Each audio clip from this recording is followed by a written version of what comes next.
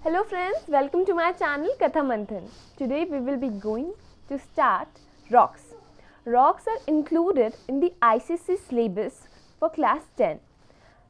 And this chapter is really very important because after going through these basic concepts, you will be coming to know many other chapters like volcanoes, plate tectonic activities, all those things. And before starting this chapter, I would like to inform you that you can click on the join button for having the private tuitions, and you can get all the information by clicking on that button. And there is an I button from where you can go through the playlist and have all the references for ICC videos. So friends, let's start with the chapter. Rocks. हम लोग सब जानते हैं कि what does a rock mean, or what does a stone, or what does something. हम लोग के पास हमेशा एक क्वेश्चन रहता था कि how does this mountains form और how does this life has came on to earth. यहाँ पे जितनी भी मिट्टी है, अलग अलग जगह पे अलग अलग तरह की मिट्टी क्यों मिलती है, या फिर सॉइल कैसे फॉर्म हुआ. सो ऑल दिस क्वेश्चंस का आंसर इस चैप्टर में ही है, रॉक्स में. सो फ्रेंड्स, रॉक स्टार्ट करने से पहले मैं आपको बता देती हूँ कि पहले ये अर्थ में बहुत सारे चट्टान थे. Only mountains, hills were there. But due to weathering and denudation, weathering and denudation का हिंदी में ये मतलब है कि प्रकृति के, नेचर के बहुत सारे डिज़ास्टर्स और ये क्लाइमेट और वेदर का चेंज होना, लाइक कभी रेन, कभी स्टॉर्म, कभी फ्रॉस्ट, यानी कि कभी बर्फ़ गिरना, कभी अत्यधिक गर्मी हो जाना और कभी अत्यधिक ठंड पड़ जाना, ये सब टेम्परेचर चेंजेस के कारण, क्लाइमेट और वेदर के चेंज के कारण वो सब बड़े बड़े हिल्स और बड़े बड़े माउंटेन्स बहुत ही ज़्यादा छोटे छोटे हिस्सों में बढ़ गए. लाइक जब हम लोग ने बहुत बारी देखा है कि कोई माउंटेन गिरता है और बहुत सारे छोटे छोटे पत्थर उसमें से रोल डाउन करने लगते हैं, वैसे ही ये सब माउंटेन्स धीरे धीरे करके टूटते गए and they came to form as rock structures.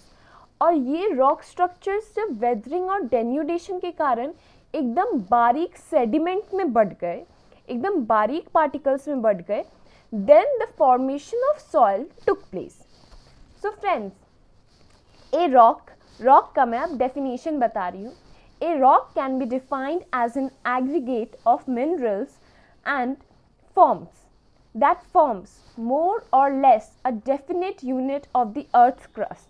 Earth crust का कहने का ये मतलब है कि अर्थ के बहुत सारे लेयर्स हैं. लाइक अर्थ का सबसे पहला लेयर, फिर उसके ऊपर लेयर, फिर उसके ऊपर लेयर, और सबसे ऊपर वाला जो लेयर है जिसमें हम लोग रहते हैं, that is the most upper crust of the layer, जिसमें सॉइल है, उसका एक पार्ट है रॉक्स भी, और वो एक बहुत ही बड़े परसेंटेज में है. Now coming on to the contents of rock. Contents of rock mainly क्या है? Rock usually contain various kinds of minerals. ये मिनरल्स क्या क्या हैं? Like iron, silicon, magnesium, nickel, sulphur and calcium. Aluminium, iron, magnesium, calcium, ये सब क्या है? रॉक के constituent cell. Means these particles, because of presence of these particles rock बनता है. एक उसका हार्ड क्रस्ट आता है because of the presence of calcium carbonate and many other compounds of these elements. So ये सब चीज़ के कारण ही रॉक स्ट्रक्चर्स आते हैं. Now coming on to the types of rock structure. What are the types of rock? Mainly rock is divided into 3 टाइप्स: igneous rocks, sedimentary rocks and metamorphic rocks. Now what do you mean by igneous rocks? Igneous rocks actually primary rock structures हैं. Primary rock structures कहने का मेरा ये मतलब है कि सबसे पहले अर्थ में आने वाले जो बेसिक रॉक्स हैं वो है igneous rocks. Sedimentary rocks and metamorphic rocks को बनने में टाइम भी लगता है, and sedimentary rocks and metamorphic rocks का फॉर्मेशन तभी होता है जब igneous रॉक्स पहले से बने हुए रहते हैं. ये आप और बेटर समझिएगा when I will go through this chapter in full. यानी कि जब मैं लास्ट में आपको रॉक साइकिल समझाऊंगी, at that time this concept of basic rocks, why primary rocks are considered to be the basic rocks, आपको समझ में आएगा। सो फ्रेंड्स, इग्निशियस रॉक्स का फॉर्मेशन एक्चुअली वॉल्केनो के होने पर होता है।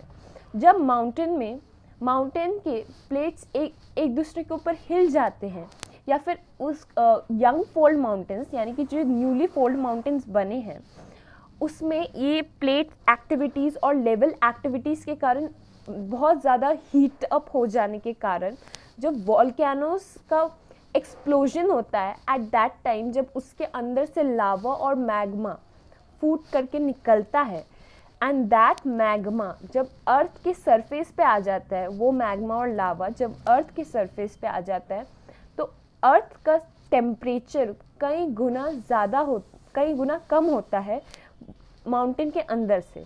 यानी कि माउंटेन के अंदर अगर बहुत ज़्यादा हीट है तो अर्थ सरफेस बहुत ही ज़्यादा कूल होता है।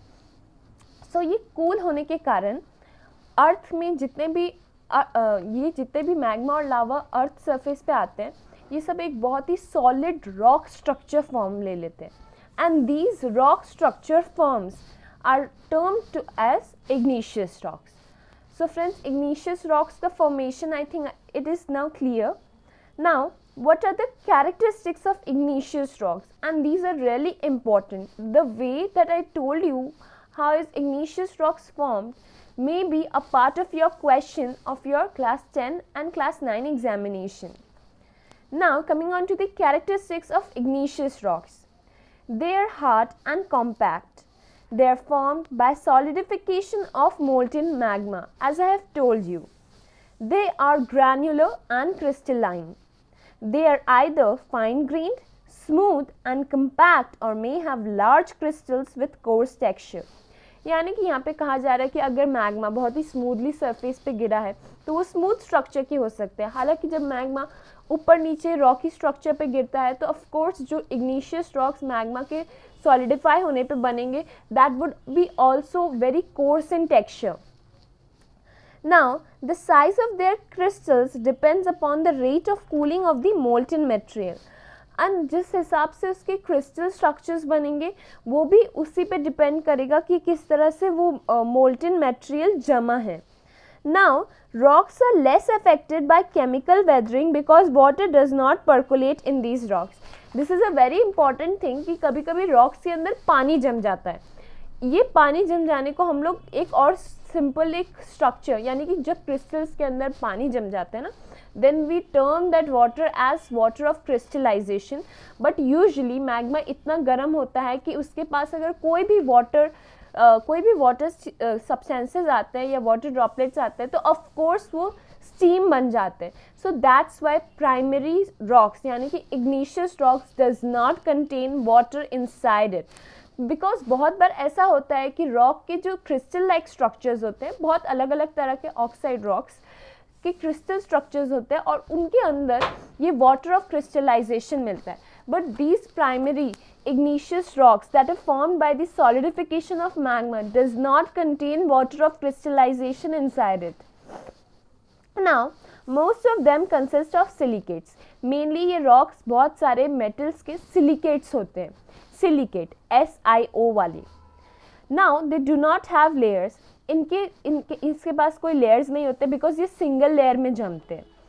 And generally weathered by mechanical weathering. और जब बहुत ज़्यादा मैकेनिकल वेदरिंग होता है यानी कि storm, rain, Frost, a kind of nature का केमिकल मैकेनिकल वेदरिंग जब प्रोसेस होता है इनके ऊपर, सो वो लेयर कई भाग में टूट जाता है and they take the form of rocks.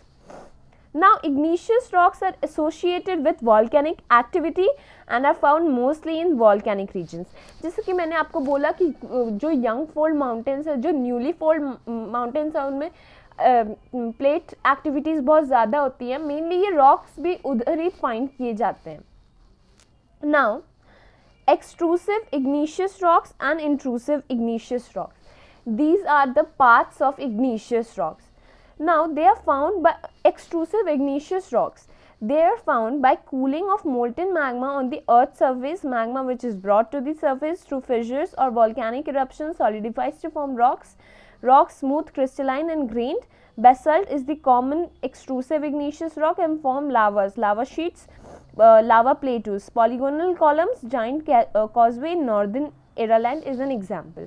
So friends, in extrusive igneous rocks mainly molten magma के कारण बनते हैं, और ये कब निकलते हैं, जब अर्थ में कोई फिजर यानी कि कोई होल टाइप का स्ट्रक्चर क्रिएट हो जाता है या फिर वॉल्केनिक इरप्शन कहीं पे होता है तो। एंड ये रॉक मेनली इसका एग्जांपल है बेसल्ट, और वो बहुत ही ज़्यादा स्मूथ टेक्सचर में होता है। स्मूथ टेक्सचर के साथ साथ ये मेनली कहाँ मिला है, मेनली ये पॉलीगोनल कॉलम्स की तरह होते हैं शेप में, and these are found in Giant's Causeway in Northern Ireland. Now intrusive igneous rocks, when the magma solidifies within the earth crust, it cools slowly, forming coarse textured hard rocks with large crystals. For example, granite, gabbro. It forms different types of intrusive rock. So mainly intrusive rocks का formation जब earth crust के अंदर ही जाकर के magma cool हो जाता है, अंदर ही कूल हो जाता है, एट दैट टाइम मैग्मा जब ऊपर आने का कोशिश करता है तो वो बहुत बड़े बड़े कोर्स हार्ड टेक्सचर्स में बढ़ जाता है जो मेनली रफ होते हैं, and that kind of rocks are called intrusive igneous rocks, जो कि अंदर में ही बनते हैं। नाउ फ्रेंड्स, इसके जो मेन एग्जांपल्स हैं that are batholiths, laccoliths, seals, dikes, necks are the form of igneous rocks, and there are also various igneous rocks like acid igneous rocks जिसमें सिलिका कंटेंट बहुत ज़्यादा होता है, एंड बेसिक igneous रॉक जिसमें oxides का percentage बहुत ज़्यादा होता है। सो फ्रेंड्स, इतना ही याद रखना बहुत है। एंड इसके जो एग्जाम्पल है, जैसे कि एसिड igneous रॉक्स के एग्जाम्पल है क्वार्ट्स, फ्लेट्सपर एंड मीका, जबकि बेसिक igneous रॉक्स की एग्जाम्पल है basalt, dolerite and gabbro. So friends, सब रॉक्स के डेफिनेशन मेनली वो किस तरह से फॉर्म हुआ है ये याद रखने से हो जाएगा, और इसके साथ साथ आपको ये याद रखना है कि each and every type of rock का एग्जाम्पल क्या है। आप जो मैंने कहा वो लिख सकते हैं, वरना आप अपने से भी आप खोज के लिख सकते हैं। Now coming on to the sedimentary rocks. Sedimentary rocks are the second type of rocks that we have found. Now sedimentary rocks का formation कैसे होता है? जब कोई जगह पे कोई सब्सटेंस या कोई कंपोनेंट का डिपोजिशन बहुत ज़्यादा अमाउंट में होता है, तो मेनली विंड क्या करती है, विंड बहुत सारे वो चीज़ों को उड़ा करके अपने साथ ले जाती है और एक ऐसी जगह पे डिपॉजिट कर देती है जहाँ पे और भी बहुत सारे सेडिमेंट्स आ जाते हैं. सो अल्टीमेटली जो सेडिमेंट से बनता है जो रॉक, वो सेडिमेंट्री रॉक्स होता है. So friends, when the igneous rocks are exposed on the surface of the earth, they are broken down by weathering and carried away by forces of gradation like rivers, glaciers and ocean waves. They are then deposited as sediment. Any exposed rock due to various agents of erosion may weather disintegrate. The sediments are deposited over long periods in seas, lakes, streams, etc. So friends, mainly जो igneous rocks जब कहीं पे बन जाते हैं, उसके बाद weathering और नेचर के बहुत सारे एक्टिविटीज़ के कारण वो शिफ्ट होते हैं. At that time they follow a process of denudation, यानी कि बिखर जाना, सेडिमेंट्स में बढ़ जाना, एंड दैट डिपोजिट्स जो रॉक्स का फॉर्मेशन करते हैं, those rocks are called sedimentary rocks. Now coming on to the characteristics of sedimentary rocks. Characteristics of sedimentary rocks are formed from materials derived from other rocks. They may also have plant and animal remains. The rocks must have contained fossils. और कभी-कभी sedimentary rocks के अंदर जो है बहुत सारे organic materials भी आ जाते हैं. Organic material like plant और animals का remains. So plants और animals का remains होने के कारण मेनली इन रॉक्स के अंदर फॉसिल्स भी मिलते हैं हम लोग को. इसके बाद friends, they may be form through different processes and also classified on the basis of their formation. The process that turns loose sediments into rocks is called lithification. And mainly जो sediments के form में deposit हुए हैं वो mainly powdery texture के होते हैं, but when they solidify to make a strong solid rock, at that time this process of solidifying is called lithification. Now friends, they are most widespread on 75% of earth. मतलब 75% का अर्थ में mainly यही type के rocks मिलते हैं. and sedimentary rocks are generally crystalline, soft and are always found in layers. Yeah, this is very important that sedimentary rocks mainly layer के form में मिलते हैं क्योंकि वो एक जगह पे डिपॉजिट होकर प्लेन फॉर्म ले लेते हैं. And sedimentary rocks make extensive landforms. They make massive rocks forms like batholiths and laccoliths. और ये बहुत ही हार्ड और एक्सटेंसिव रॉक फॉर्म्स करते हैं, यानी कि बहुत सारे टेक्सचर में अर्थ सरफेस को ले आते हैं. एंड दैट्स वाई ये मेनली इसके एग्जांपल्स क्या है, batholiths and laccoliths. Now process involves, mainly जो प्रोसेस इन्वॉल्व है सेडिमेंट्री रॉक्स के फॉर्मेशन में, these are evaporation, compaction and cementation. So these processes are involved in the formation of sedimentary rocks, and I will surely explain you in the very next video that I will be uploading. So friends, तब तक के लिए you need to read these characteristics, the formation of different types of rock and many other definitions that I have been told you. इसके बाद friends हम लोग rock cycle के बारे में स्टडी करेंगे, and that is very important part of your exams. So friends, तब तक के लिए आप लोग ये सब चैप्टर्स को अच्छे से पढ़ लीजिए. And if you face any kind of problem, like कोई एक्सप्लेनेशन या कोई वर्ड नहीं समझ में आया, तो आप प्लीज़ फ्रीली कमेंट बॉक्स में लिखिए. I will surely reply you with the best answer that I can. So friends, thank you for visiting my channel Katha Manthan, and please do subscribe it before leaving. Thank you.